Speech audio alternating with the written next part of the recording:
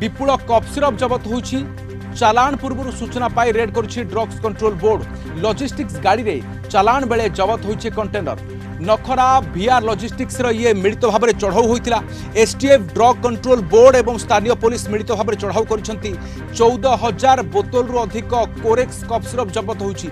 Stock house रे जबत होइछि 70 पेटी रो ये कफ सिरप एवं अहमदाबाद रे प्रस्तुत होई आसीथिला कफ सिरप भुवनेश्वर देई बालेश्वर चालाण हेउतला एवं एही समय खबर पाई एसटीएफ एवं ड्रग्स कंट्रोल बोर्ड माड़ी बसिथिले बानक ऊपर। इन्फॉर्मेशन पाइला परे आमे जानलु कि यही जो लॉजिस्टिक वीआर लॉजिस्टिक थ्रो रे से कोडिन कफ सिरपटा भुवनेश्वर एड्रेस को ही बट से डाइवर्ट कर बालेश्वर को सो दैट माने ड्रग लाइसेंस नहीं तो सेटा इलीगल वे से माने ट्रांसपोर्ट थ्रो रे सेटा स्मगलिंग होतला।